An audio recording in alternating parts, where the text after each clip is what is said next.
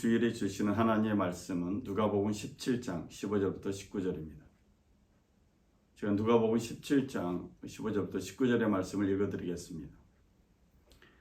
그 중에 한 사람이 자기가 낳은 것을 보고 큰 소리로 하나님께 영광을 돌리며 돌아와 예수의 발 아래에 엎드려 감사하니 그는 사마리아 사람이라. 예수께서 대답하여 이르시되 10사람이 다 깨끗함을 받지 아니하였느냐? 그 9은 어디 있느냐? 이 이방인 외에는 하나님께 영광을 돌리러 돌아온 자가 없느냐? 하시고 그에게 이르시되 일어나 가라, 내 믿음이 너를 구원하였느니라 하시더라. 아멘. 우리는 예수님의 지상사역을 면밀히 살펴보고 있습니다. 예수님의 지상사역을 통해서 하나님 아버지의 마음을 알 수 있기 때문입니다. 오늘 본문을 통해서 예수님은 우리에게 판단 중지라는, 즉 에포케라는 것을 알려주고 있습니다. 외부 세계에 대한 믿음들을 외부 세계가 인간의 의식과 무관하게 자립적으로 실제한다는 믿음을 중단하는 것을 에포케 또는 판단 중지라고 합니다. 좀 쉽게 말씀드리면 어떤 사항을 바라볼 때 섣불리 판단하기보다는 좀 거리를 두고 생각하는 것을 에포케, 판단 중지라고 합니다. 오늘 예수님께서 예루살렘으로 가시게 되었는데 마침 사마리아와 갈릴리 사이로 지나가게 되었습니다. 어떤 마을에 들어갔는데 예수님께서 10명의 나병 환자를 만났습니다. 10명의 나병 환자가 예수님을 보면서 예수를 향해서 달려와서 이렇게 외칩니다. 예수 선생님이여 우리를 불쌍히 여기소서. 예수님께서 이 10명의 나병 환자에게 가서 제사장들에게 너희 몸을 보이라 하셨습니다. 그리고 10명의 나병 환자가 예수의 말을 듣고 제사장에게로 가는 도중에 깨끗함을 받게 되었습니다. 10명의 나병 환자 중 한 사람이 자기가 낳은 것을 보고 큰 소리로 하나님께 영광을 돌렸습니다. 그리고 예수님께 돌아와서 예수님께 감사 인사를 했습니다. 성경은 이 사람을 사마리아 사람이라고 말합니다. 이스라엘 백성이 아닌 사마리아 사람만이 예수님께 돌아와 감사 인사를 했습니다.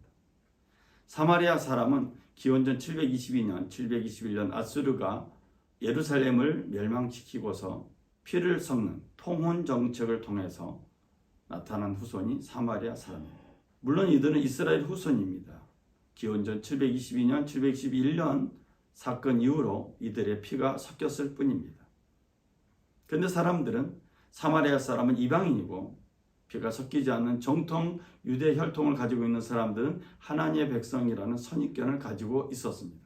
예수님 본문을 통해서 사마리아 사람에 대한 판단을 중지하라고 말씀하고 있습니다.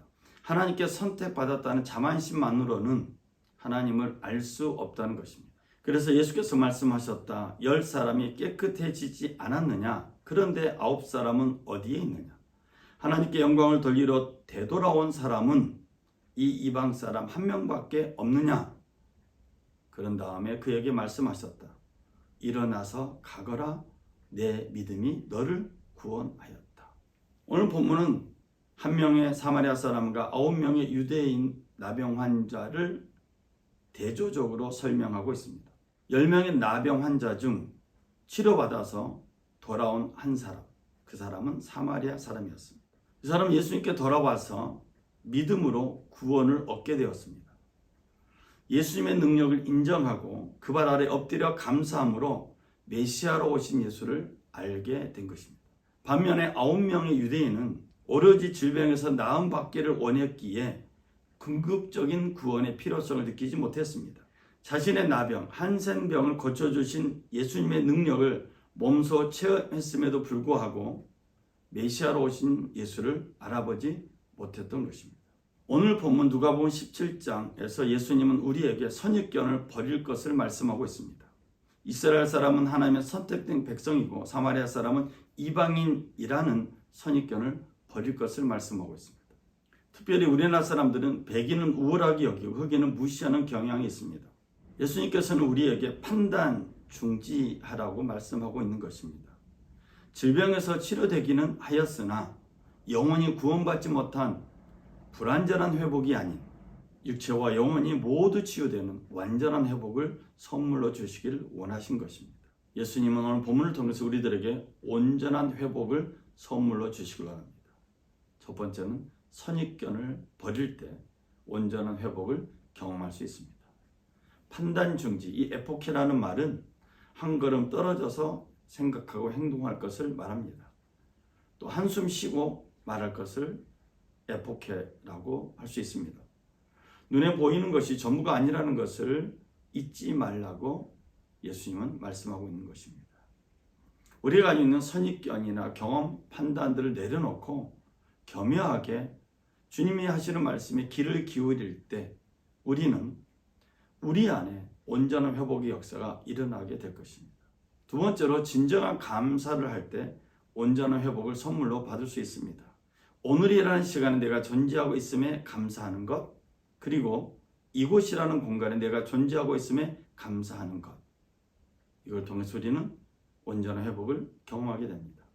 저는 말씀을 준비하면서 찬송가 305장이 생각이 났습니다. 나 같은 죄인 살리신 1779년 존 누턴이 작사한 곡입니다. 한때 해군 장교였다가 탈영해서 흑인을 돈 주고 파는 노예선에서 일하다가 험한 일을 하다가 예수를 만난 존 누턴.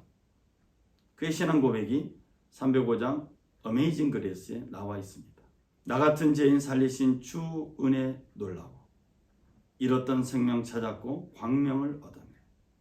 큰 죄악에서 건지신 주 은혜 고마워 나 처음 믿음 그 시간 귀하고 귀하다.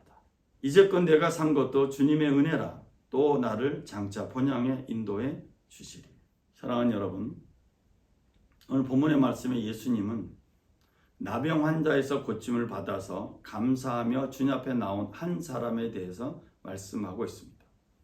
그 사람은 유대인이 아닌 이방인으로 알려진 사마리아 사람이었습니다. 사마리아 사람의 감사를 경험하면서 예수님은 우리들에게 우리가 가지고 있는 선입견을 내려놓을 것을 말씀하고 있습니다. 막연히 알고 있는 것들에 대해서 판단을 중지하고 주님 말씀해 주실 때까지 기다리는 믿음의 사람들이 되시길 주의 이름으로 부탁을 드립니다. 더 나아가서 불완전한 회복이 아닌 완전한 회복을 선물 받아서 마음껏 누리는 감사가 넘치는 삶이 되길 간절히 원합니다. 오늘도 이 말씀을 붙들고 살아가면서 성령의 열매 맺는 믿음의 가족들, 평화의 가족들 되시길 주의 이름으로 축원을 드립니다. 기도하겠습니다. 사랑의 주 하나님 아버지, 우리는 알게 모르게 선입견을 가지고 있습니다. 나병 환자에서 치료함을 받고 자유함을 얻은 10명의 나병 환자 중 주님 앞에 나와 감사한 사람은 사마리아 사람 한 사람뿐이었습니다.